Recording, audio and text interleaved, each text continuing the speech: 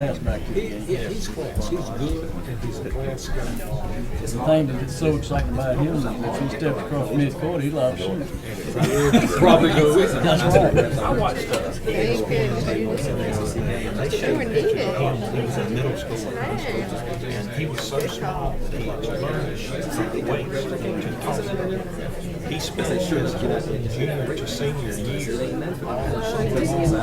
in the yard with his brother, learning to shoot over his head. And he said he was so frustrated. He never thought he would, because that's the only way he never known how to shoot. And his dad told him, if you don't want to college, you got to shoot from up here. And he said he spent all summer long perfecting the over the head. His daddy was a good shooter. His daddy was the same way. He'd go out and shoot 20, 30, 3 pointers at a time. You know what was Strider? He played for 7 different teams. I only remember it when he was at the Hornets. Played with Atlanta. Somebody that's that good, he was probably be more stable.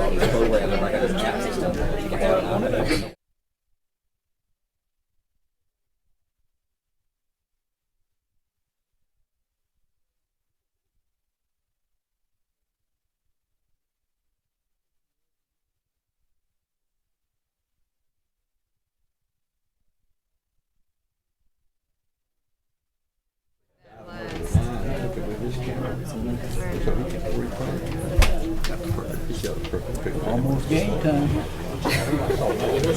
All right, we got apple time, Mr. Chairman. Huh? Apple time. Apple time. All right. Would like to call the June 6, 2016 meeting to order. Mr. Kendrick, if you would lead us in invocation, and if the Honorable Judge Galloway would lead us in the Pledge of Allegiance, I'd appreciate it. Let us pray. Lord, we come to you tonight giving thanks for all the many blessings that you've given us. We'd ask that you watch over this meeting, help us, guide us, help us to make the decisions that are right for the county. We'd ask that you be with all the soldiers and sailors, Marines and airmen that are fighting in foreign lands and doing their service here at home. Amen. Please stand with the face the flag. I pledge allegiance to the flag of the United States of America and to the republic for which it stands, one nation, under God, indivisible, with liberty and justice for all. Okay. We've got one adjustment to the agenda tonight. We need to add a closed session at the end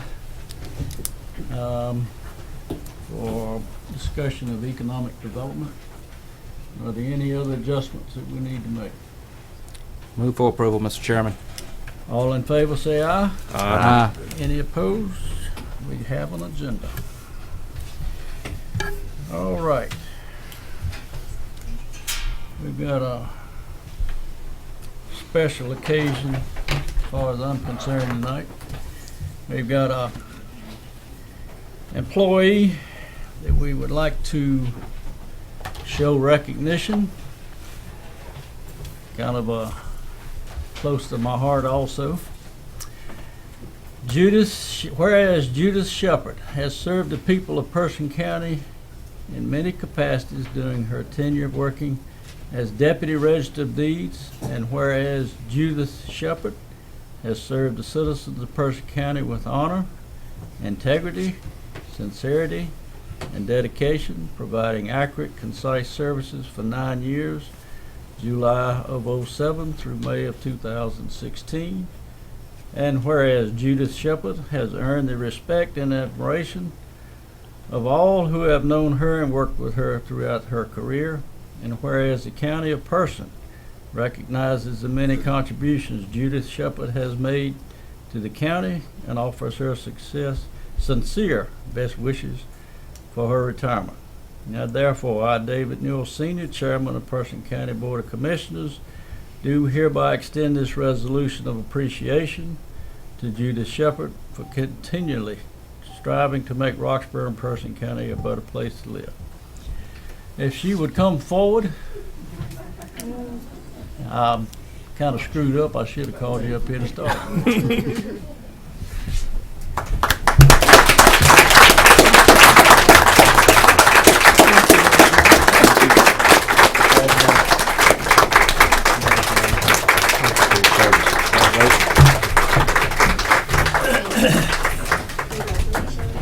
You got any words of wisdom you'd like to share with us before you?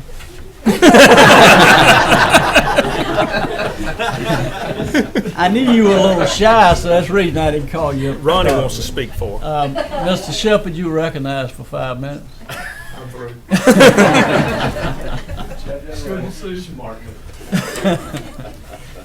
Okay, I need a motion to open a public hearing for the recommended budget for the year of 2016 and 17. So move. All in favor? Aye. All right, public hearing is now open. This is the only summons. Okay.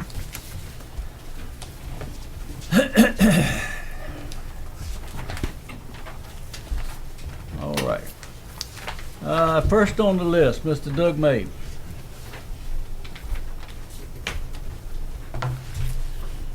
Good evening.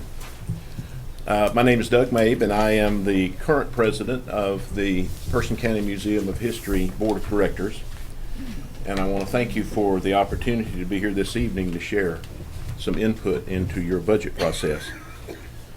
First, let me express our sincere thanks to the Board of Commissioners and to the county staff for your generous indirect support in the past in the form of maintenance on the 7 buildings that we have on the museum campus.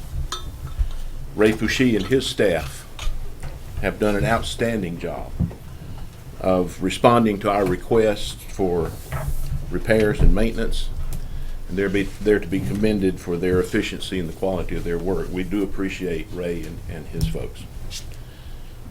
I'm here this evening to respectfully request that you consider including the cost of grounds maintenance at the museum into your museum maintenance budget for next year.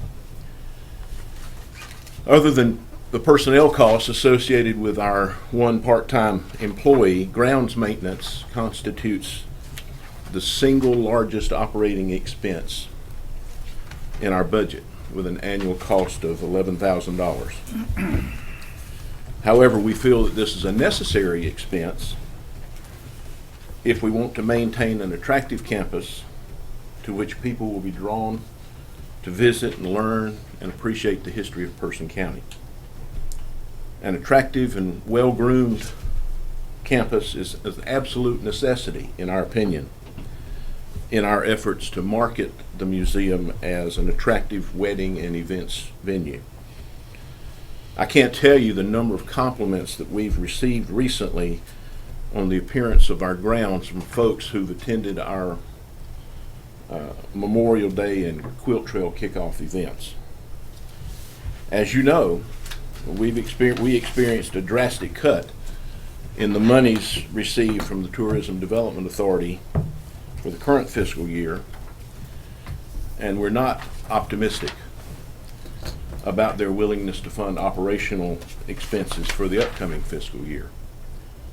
In fact, if you read this past Saturday's Courier-Times, the TDA director stated that, quote, operations are not a responsibility of tourism money. She goes on to say, we're happy to pay for a new brochure, but not to have the grass mowed, end quote. Obviously, we disagree with the TDA over what constitutes a legitimate tourism-related expenditure, but the grass has to be mowed nonetheless. So you see our dilemma and my reason for being here tonight. If you can help us eliminate $11,000 from our operational expenses, that'll go a long way to allowing us to meet our operational budget, our other operational needs for next year, and to maintain the financial health of the museum in order to keep its doors open. Thank you for your time this evening, and we look forward, we thank you for your support in the past and for your continued support in the future. Thank you very much. Yes. Joe Parrish.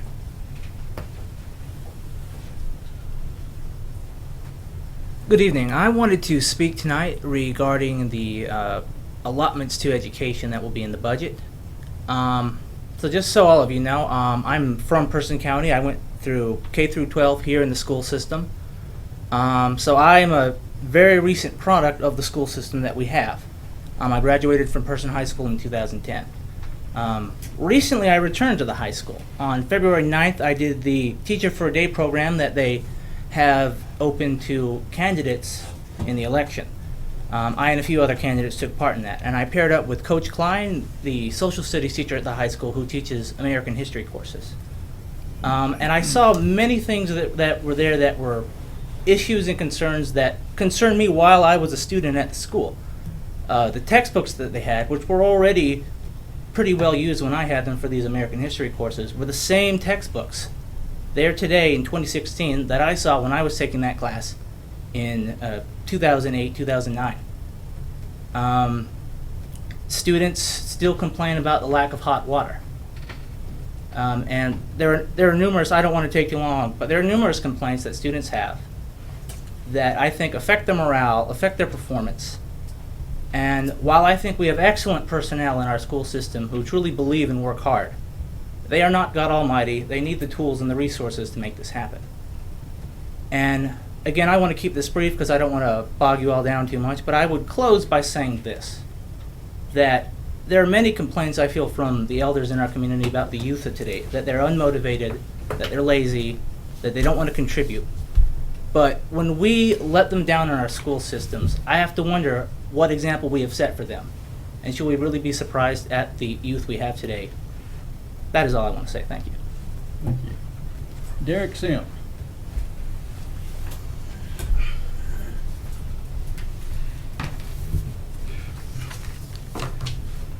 Good evening, Commissioners. Thank you for allowing me to speak on behalf of the Roxbury Area Chamber of Commerce regarding the upcoming Personality Festival. For those of you who don't know, my name is Derek Sims, Chairman of the Roxbury Area Chamber of Commerce. In front of you, we gave you a small packet of information with details for you guys to review. 2016 marks the 37th year of this event. The Chamber is proud to continue the tradition of this family-friendly festival in our community. As you know, the festival offers a variety of features. The amusement rides and the fair-style food are a big draw. For many families in our community who can continue to have to stretch every dollar, having a festival right here in Person County allows them to give their children and grandchildren an experience they would not otherwise have. With that in mind, we're working with our friends at the American Red Cross to see if we can line up one or two free activity pieces through some of their contacts, in addition to the paid amusement rides, in an effort to truly offer options for everyone. We pride ourselves on featuring local entertainment on Saturday to give the local dancers and singers and performers a chance to showcase their talents. This is a venue that also gives local businesses and organizations a unique opportunity to interact with the general public and raise knowledge and awareness of what is happening and available right here in Person County. It does take a village to successfully organize Personality Festival each year. It is only through the generous support of local government and area businesses that our small nonprofit organization is able to accomplish this goal. As chairman of the Roxbury Area Chamber of Commerce, on behalf of the entire board of directors, I respectfully ask your consideration in providing financial support for the 2016 Personality Festival. Our community will truly would not be the same without this annual event. Thank you for your time. Appreciate it. Okay. Is it Estelle Petit? Estella Petit.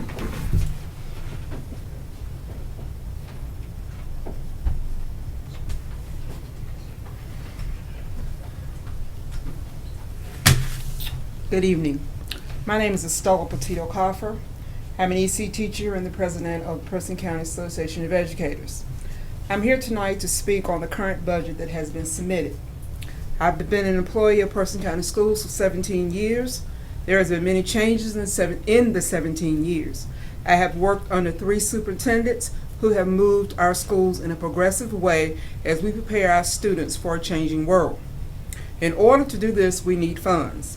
We continue to be asked to do more with less.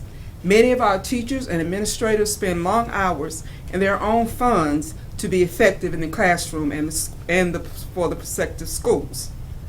We continue to have budget cuts that result in less personnel and resources available to our students and employees. So, I am asking that you take another look at the proposed budget to offset the impact of our current budget on our employees and most of all, our students. Thank you for listening. Thank you. Amanda Garrett.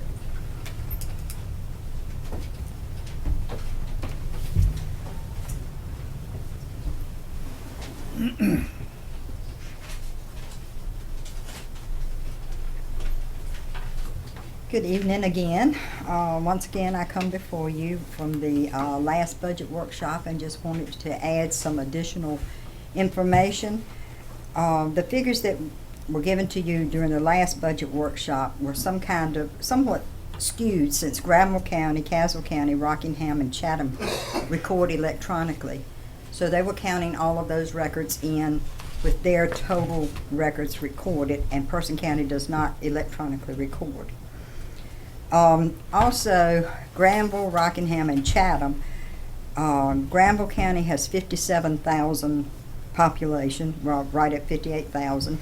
Rockingham County has 96,000, and Chatham County has 66,000. So I think it's sort of unfair to compare Person County with such larger counties. I did my own polling Davie, Pasquotank, and Yadkin County, which are around 41,000, 40,000, and 38,000. And the figures there are more comparable to what we, with the employees that we have, record according to what these other counties record. I humbly remind you also that when I leave office, I leave with 24 years of service to the people of Person County, plus 19 years prior to that as a real estate paralegal. So 43 years of knowledge of land records in that office is what I lead. And to maintain that same level of service for Person County taxpayers, that 4th employee is needed. It's not a matter of how many documents we record or who records what. It is that there is a warm body that waits on the on-demand person that walks into that office without diminishing any services. I believe the county manager had already informed you that with the meager budget that we have, if you take the $20,000 out of my technology fund, that we are on a flat budget for the year. And it will probably be even less once you take into consideration that all but one of the employees in that office, the salaries will change and be less on personnel cost. Also wanted to remind you that the liability on that office is more than the sheriff. And since a mistake made in land records could be very costly to the people of Person County and damaging to the county also. Tracy, Mr. Kendrick, sorry. No, that's fine. I'm Tracy. You had painted a picture last work session of the impending problems with the coal power plants. But what you may not realize that even during a recession, my office stays busy with foreclosures and bankruptcies. Again, real property records are vital to a person, as well as births, deaths, marriages, military discharges. And knowing what can and cannot be on record and following the laws governing access to these records, each of us in that office must use and exercise our professional discretion to avoid someone's identity being stolen. I ask that you reconsider in retaining that personnel count in the office in order to serve the people of Person County. Thank you. Thank you. Mark Galloway. Good afternoon. I'm here to ask that that the drug courts receive $15,000. Last year we received almost 14, but 10 of that was money left over from the previous year. So we were able to get right at 15,000. Cost the county $5 at that time, with 5,000 in new money and the balance in the rest. We are, at this point, we're 10,000 short. We're 10,000 short of the amount that we utilized last year. We need to continue to do that. Let me call to your attention a group of 34 folks, graduated one of the courts, no new offenses after they graduated for a period of 10 years for some of them. What would these folks have cost the county? What would they have cost the county had they continued to offend like they had? What would they cost the county? I think you've gotten some paperwork from me to indicate that the cost of a person going into jail, being held, awaiting trial, the average cost is $2,925. Sheriff arrests Mr. Anybody. If he doesn't bond out, the average cost between arrest and going to jail is going to be $29.25. With these 34 folks, you would ask, well, how do we know they were going to go back to jail? I crunched the numbers. I looked them up. I looked at their faces. The average number of the folks that graduated and finished, average number of charges, lifetime was 18 charges. I'm thinking, well, maybe they were getting ready to turn over a new leaf. So I went back and counted the number of charges in the last 3 years before they entered drug court. 10.02 new charges in that period of time for each of these folks. If each of these folks had just one, not 2 or 3, but just one, we're looking at 98,000. That's from a 5-year period. We are helping you. We are helping you. Want to continue to help you. I want to continue to help you as much as I can without having to sell barbecue and run stews. But I appreciate what you've done and ask you for your help. Thank you, Mark. Paula Lopez.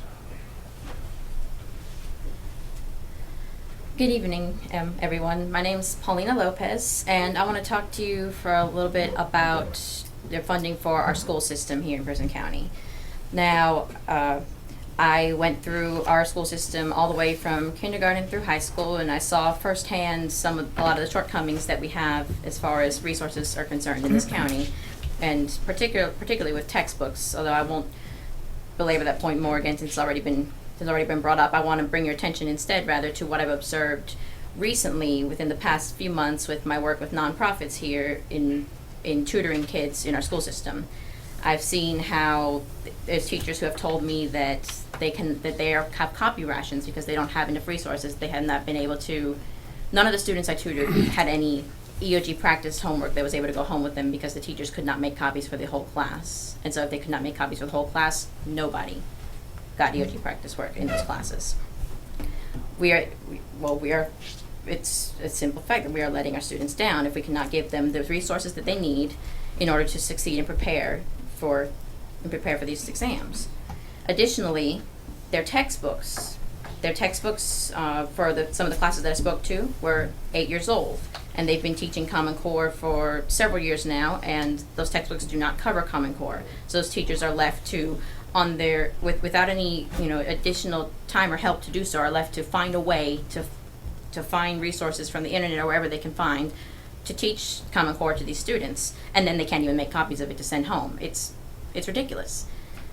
So I'm here today to tell you even though I know and I'm sure you all are aware that Governor McCrory has reduced our state education budget far below what it was even in 2008. So I know that we have a short straw to deal with to begin with, but it is on you tonight to have the last word on what we actually get for our county. So I want to make sure that you are all aware of the situation that our students are in, and that it is absolutely unacceptable. So I hope that you will take a look at the budget and find some more funds that can go towards education for our county's future. Thank you. All right, that was the last person to sign up. Is there anybody else that's changed their mind, would like to speak before we close the public hearing? If not, I'll entertain a motion to close the public hearing. So moved. All in favor? Aye. Public hearing is now closed. Appreciate everybody's participation. Would like to open the floor. Anybody sign up? Okay, nobody signed up. All right. Is everybody?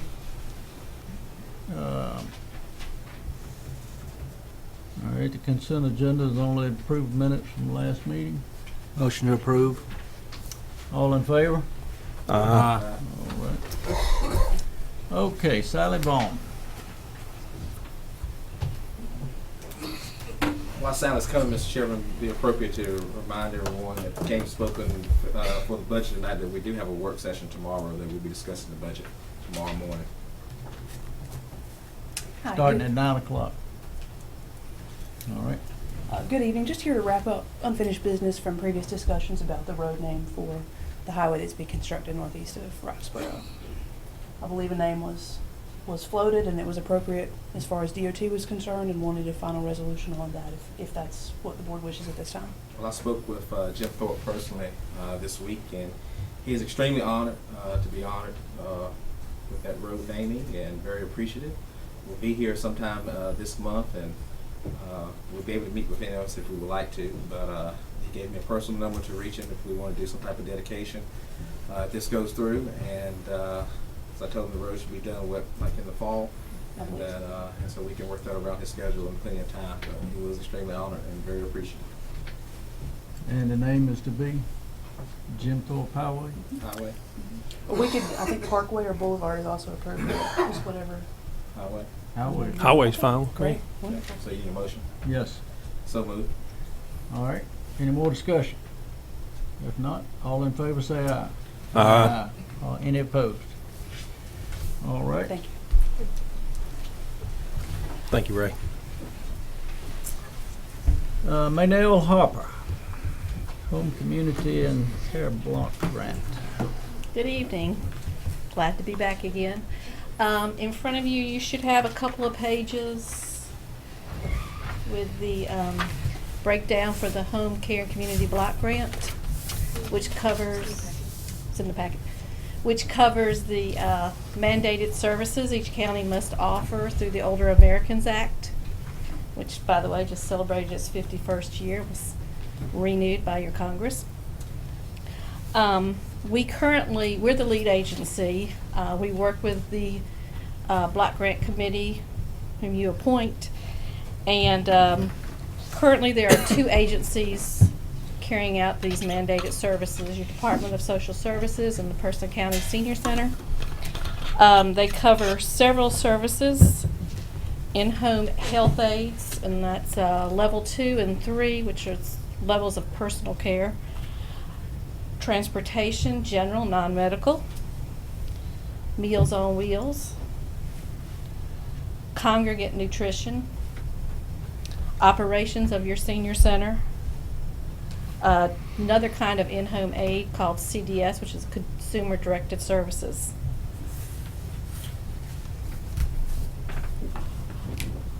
Any questions so far? So what we're seeking is your approval of the county funding plan. As I said, the Block Grant Committee, who are set by this board, get together. Currently, they came up with a spending formulary. Department of Social Services does an in-home aid with their funding. They serve 6 clients. The rest of the programs are through the Person County Senior Center. Just an in-home between Person County Senior Center and DSS, We provided over 6,000 hours of in-home aid service to Person County residents. With the block grant funding and additional grant funding from United Way, we provided 4,725 Meals on Wheels this past year through the end of May. 3,312 trips to and from the senior center with PACS. 4,398 meals through congregate nutrition. Liquid supplement, which a lot of people don't know about. If your doctor's told you to drink Ensure or Glucerna, it's normally $10 to $14 for 6 bottles in the store.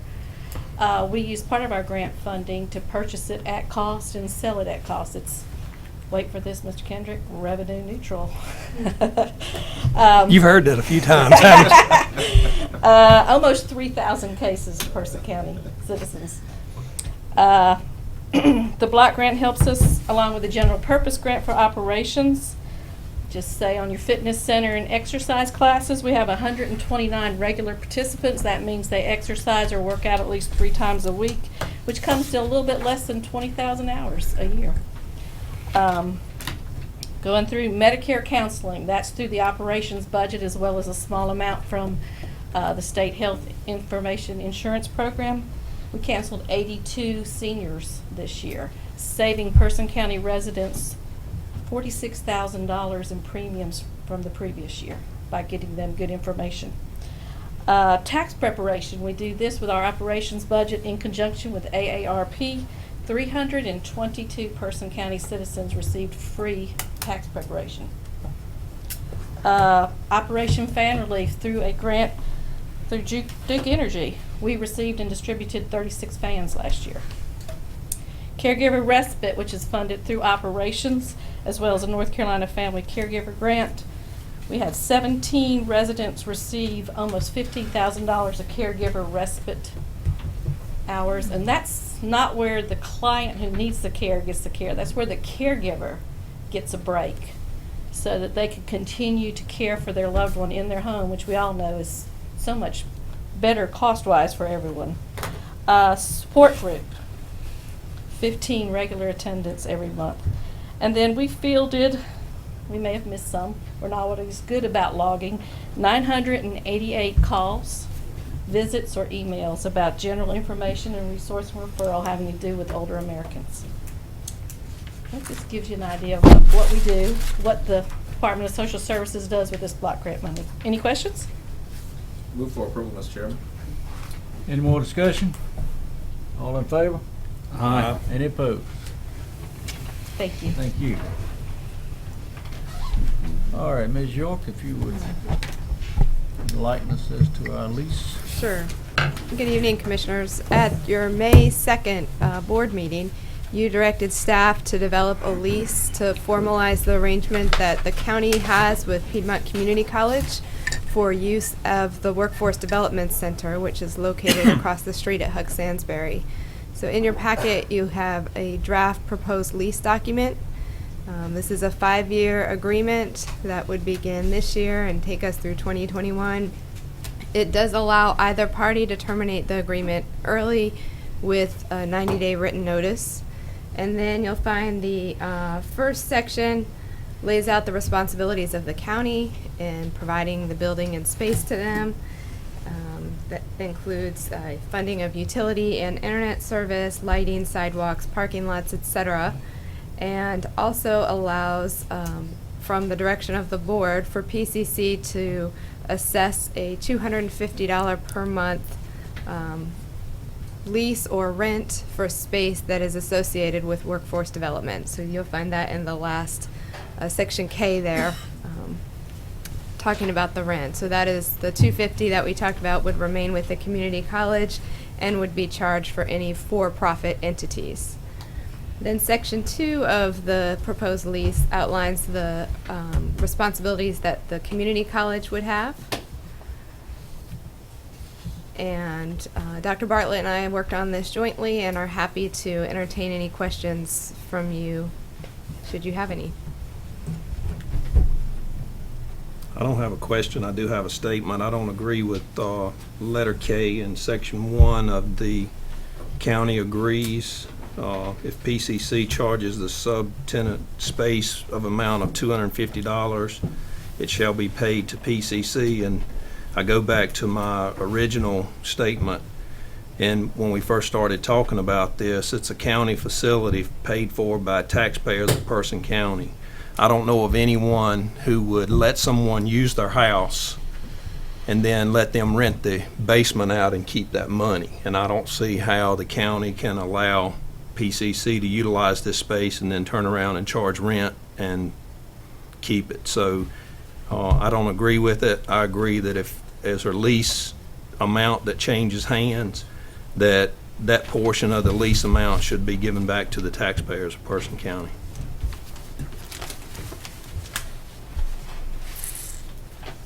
Any other discussion?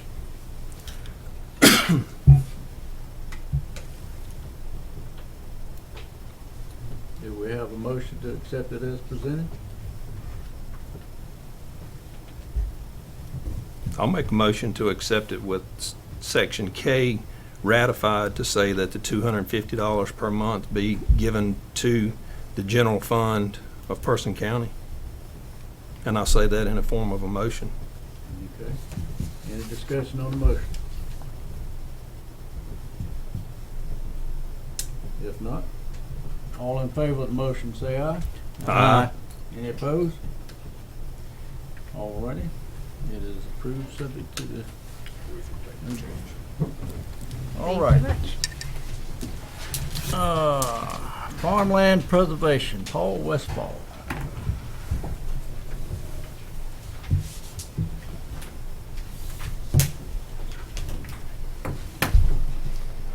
Good evening, Mr. Chairman, Commissioners, County Manager.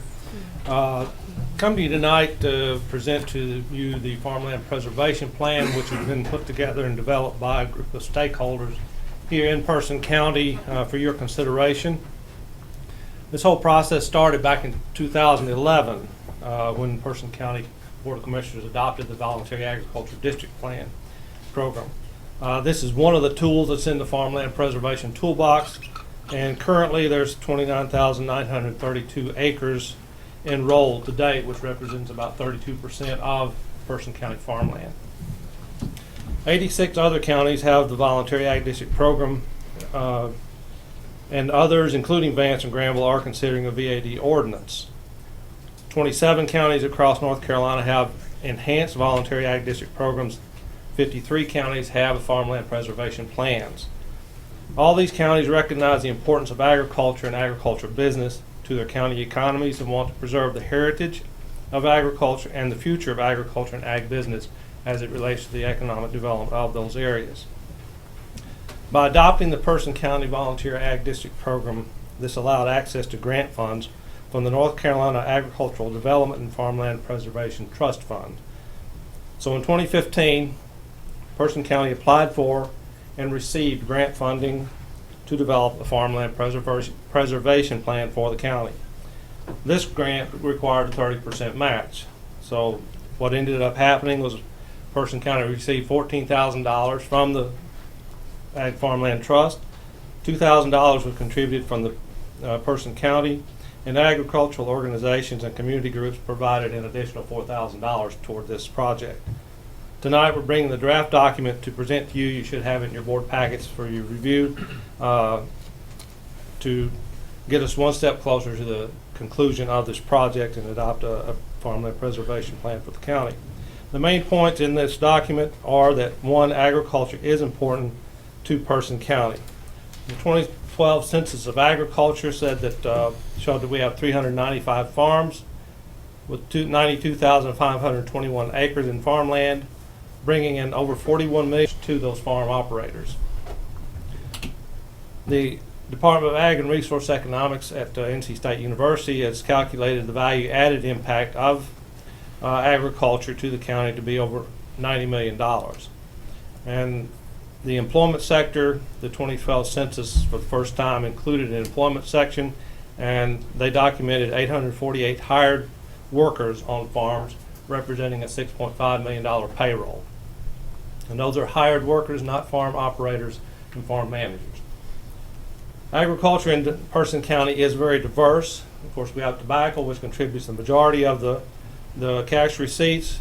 We have other commodity crops, corn, wheat, grain sorghum, oats, soybeans, canola, rye.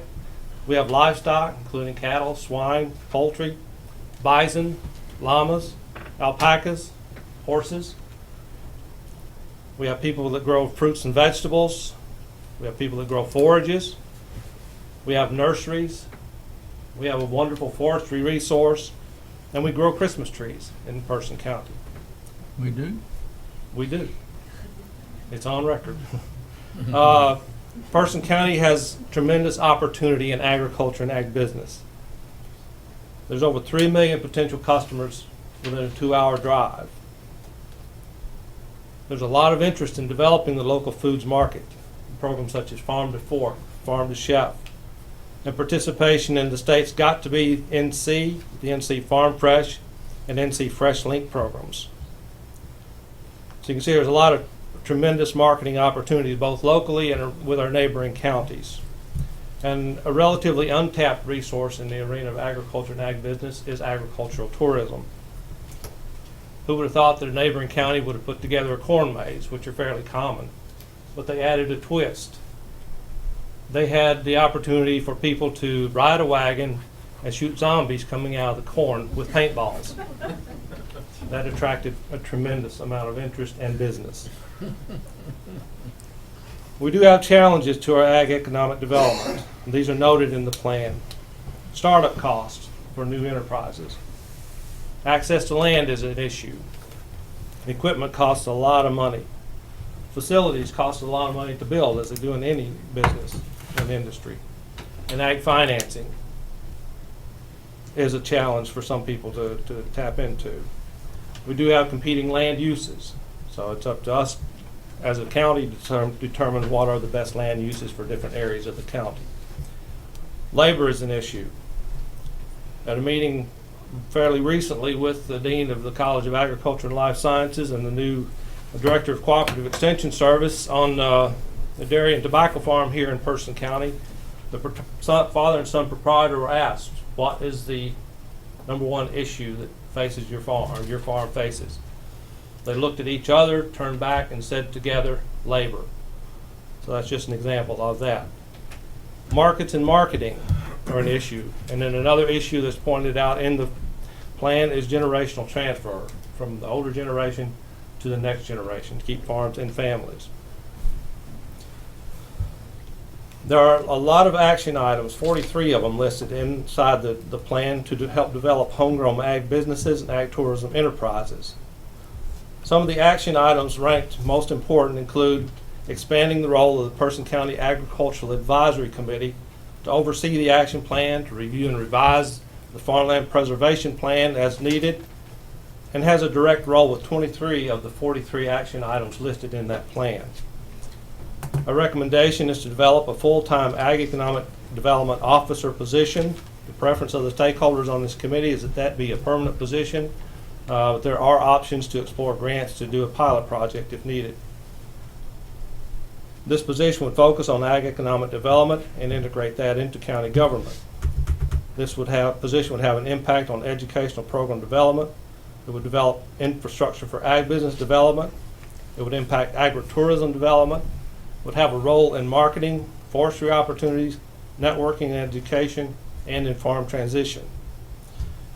Another recommendation is to present the state of Person County agriculture to the Board of Commissioners annually.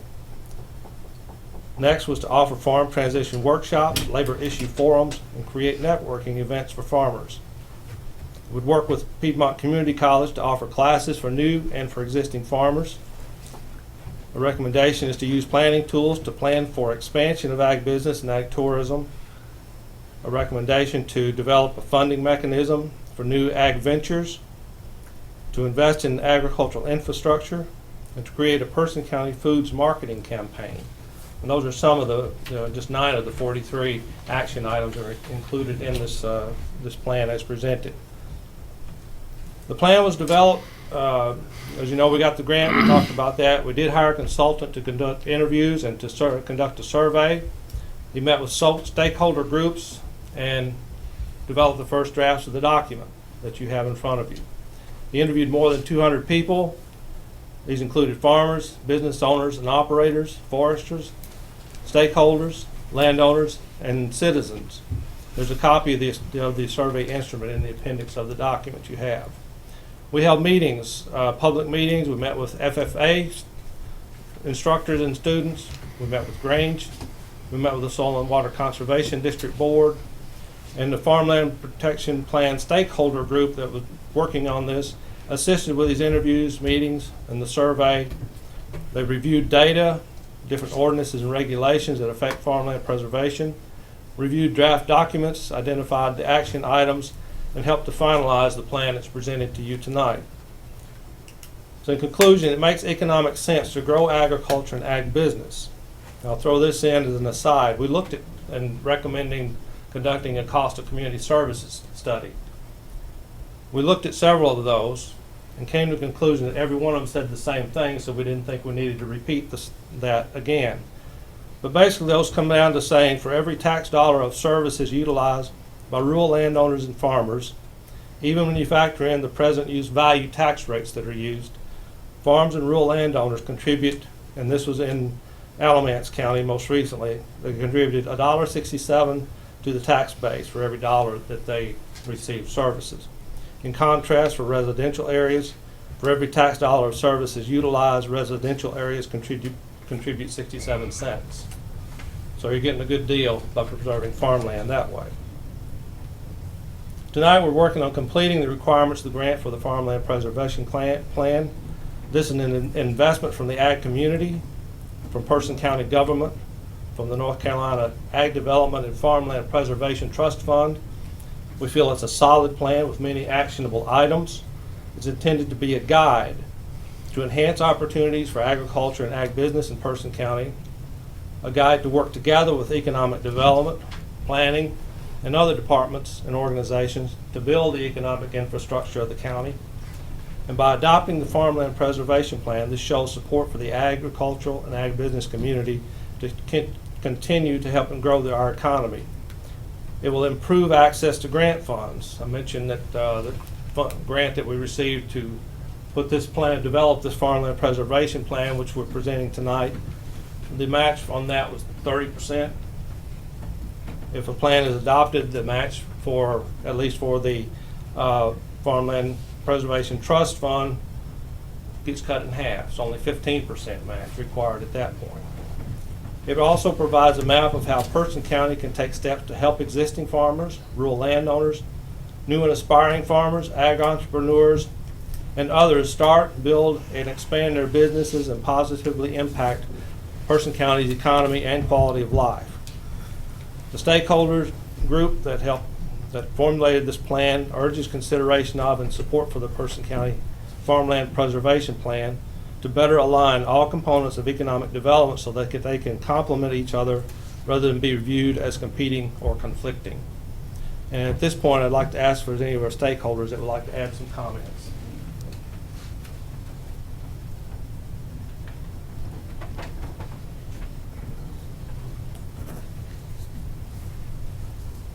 They designated you.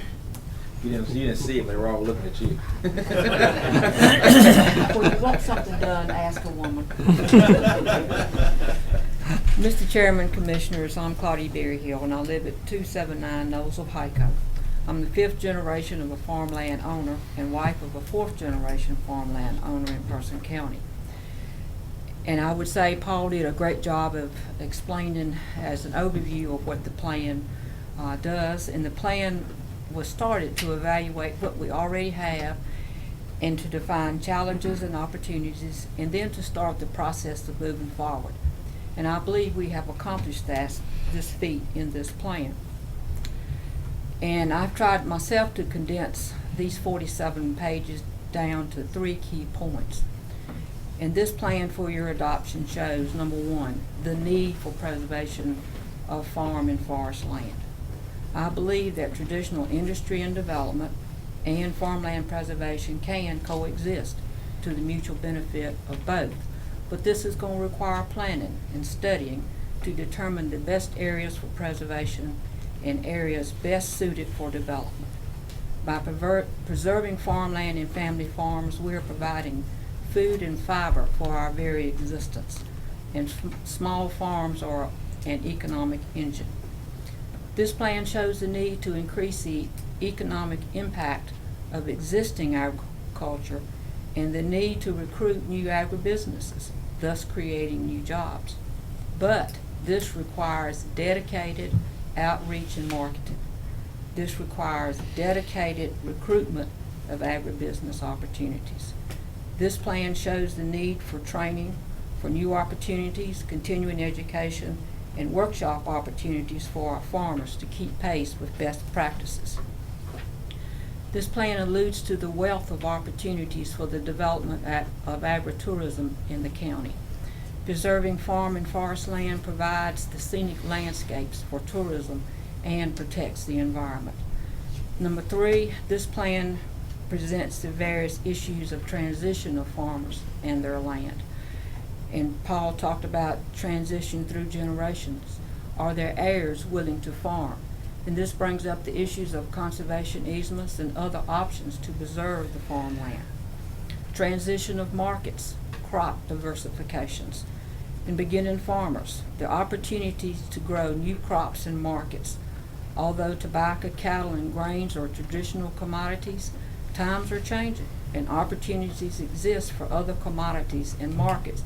But we have to work for it. It just does not happen. It just does not fall in our lap. Agriculture is our largest industry and it deserves to be protected and strengthened. Your 2016-17 budget lists 5 funding priorities, including economic development and quality of life. By adopting this plan, you have contributed to your own goals. Your business plan is to resize for current realities, redesign to meet current and future demands, and reposition to provide higher quality of services. By adopting this plan, this too is accomplished in the agricultural arena. Also, most importantly, adopting this plan sends a message to Raleigh that Person County is also supporting our state's largest industry, which is agriculture, and we are supporting our 3rd largest industry, which is tourism. This adoption of this plan will qualify us for these ADFP funds, which can be used for agriculture infrastructure or agribusiness needs and temporary or permanent conservation easements.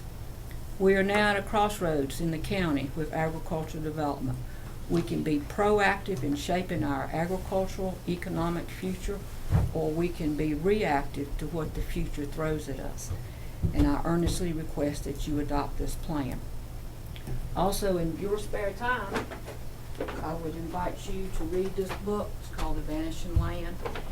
It kind of is a history of our nation from an agricultural point of view. It's short little vignettes, nice little stories about how Kentucky bourbon got its name and where it originated from.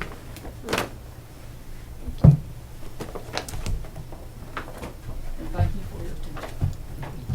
Thank you. Thank you very much. Paul, did any of the small farms that we lost move into the category of large scale, or did we just lose those and gain some large scale ones? I've seen a polarization of farms over the years. Some choose to get larger, take advantage of economies of scale. I've seen others get smaller to just stay within the what the family can handle, to be a farm. And then we have lost small farms also. But now we're also seeing people come in with a little different mindset, may or may not have any background in agriculture, but have an interest and want to start a farm on a small scale. So I think we're seeing an influx of people interested in doing that, and that's generally younger people that want to get into that arena. And they're looking more at the local foods market, self-contained, looking at high value crops. With the Century Farms, how many Century Farms do we have in the county? I do not know that number. Have we had any participants participating in North Carolina Farm School? When I was president of the state association, that was part of my goal that year, and we funded $30,000 to help, towards the farm schools. And I was wondering if anybody in Person County and aspiring farmers have taking advantage. I think the closest location we've had was what, Franklin? Closest location has been Franklin County, and it has been over in Forsyth County also. I've discussed having a North Carolina Farm School in Person County. We're trying to schedule that in 2017. I know it's also already scheduled though for Franklin County in Right. 2017, so that'd be a good resource if we don't have. Right. All right. Move for approval, Mr. Chairman. Any discussion? Not all in favor, say aye. Aye. Any opposed? The ayes have it. We have a farmland plan. As far as the chairman's report tonight, I don't have anything. Manager, you got anything? Remind you that our final work session is scheduled for it to be held in this room tomorrow at 9. And I also wanted to report a transfer of budget funds. So I'm allowed to move money around, but when it crosses over functional areas, it requires a report to the board. So I wanted to make you aware that $4,452 is being moved from the general services budget to the planning and zoning budget, and that is to help construct a fence, which is in response to a planning and zoning violation that we've been working with. Needed to make the board aware of that transfer. All right, now that money will be levied against the property? That they would be required to pay us back for the cost of that fence, and we've set up a payment arrangements for that to happen. Okay. When we approved the planning and zoning for unsightly, I don't know what you called it. He's enforcing what we refer to as our junkyard ordinance. It's really a Right. screening ordinance. But in that screening ordinance, it did not, as I remember, provide for building screening fences It did and not. going into the fencing business. That So is I correct. wonder how we got to this point without it coming before the Board of Commissioners. We can we can talk about that offline. I can talk to you about it now. Do you want to have that discussion now? Or I can bring Mike. It's people's tax money.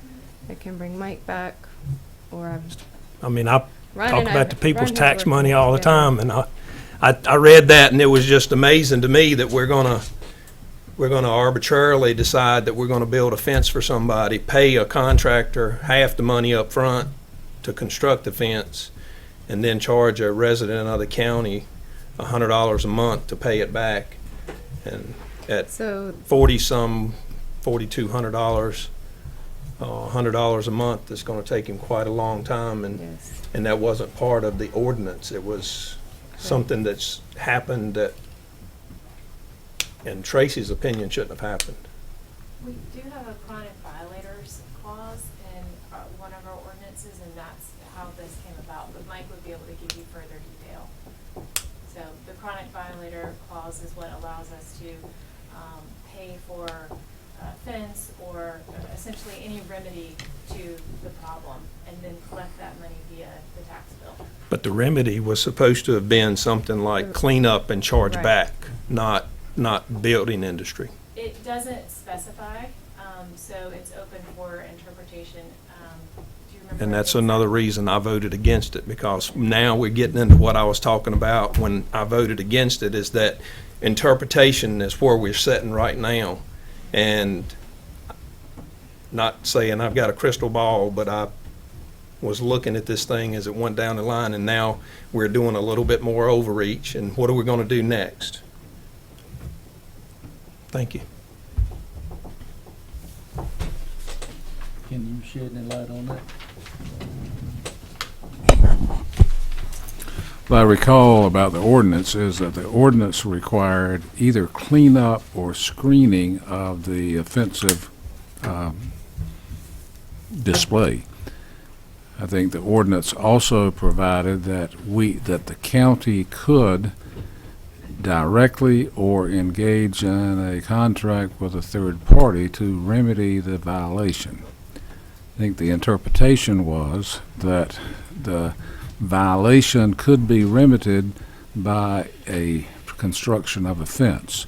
If the county was authorized to remedy the violation, they could do so by ordering some third party to build the fence, but then the charge becomes a lien on the property, and the agreement entered into by the county and the tax and the owner was that rather than enforcing the lien immediately, they would give a time pay opportunity at $100 a month.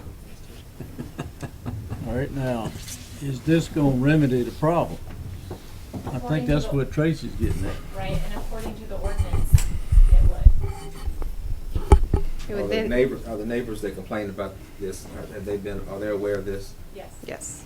What are they, Is that an okay solution for them? They preferred to have the screening done because they felt that the cleanup would be temporary. From speaking with one of them. I rode out there, I would agree with them. Yes. I rode out there Well, and looked at it. they, the interpretation of one of the adjoining landowners was if they went over there with a bulldozer and cleaned the lot, it wouldn't be 6 months before they'd have it junked up again, so. And that's what we found to be the case.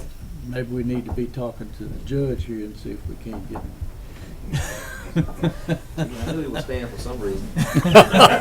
Call me, Ron.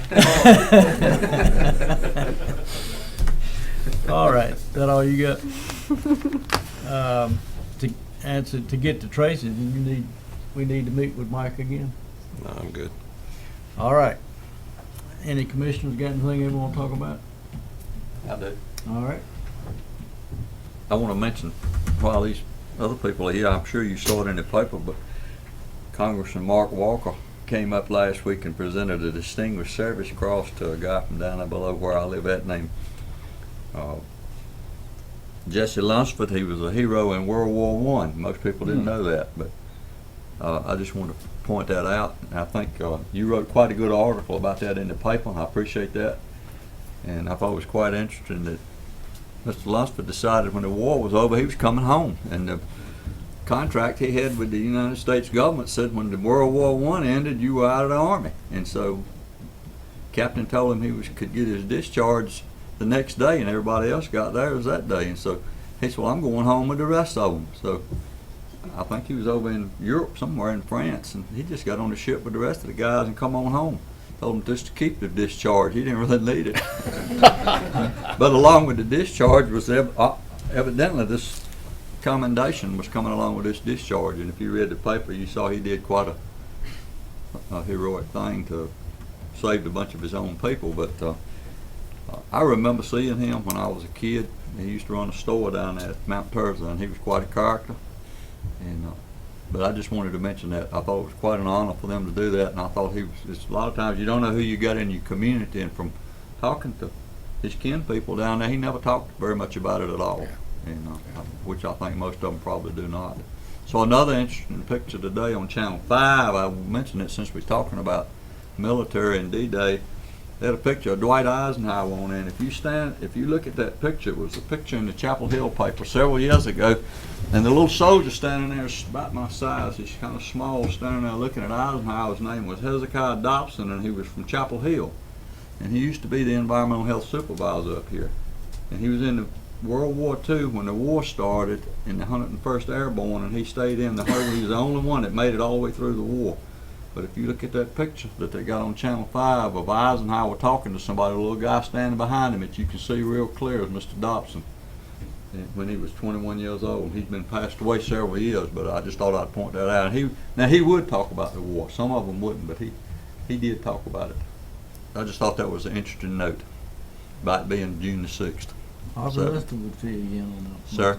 I said Harvey Lester didn't mind talking Yeah. about it. He was quite talkative. Mr. Chairman, I just want to let some people know, in case they haven't heard, that up my way, they're having a 100th anniversary of SB Gentry Store being in business this Saturday from noon to 4. So if you're around that area, it'd be a good time to step in. I'm sure Frank and the Gentry family would appreciate coming in and talk about.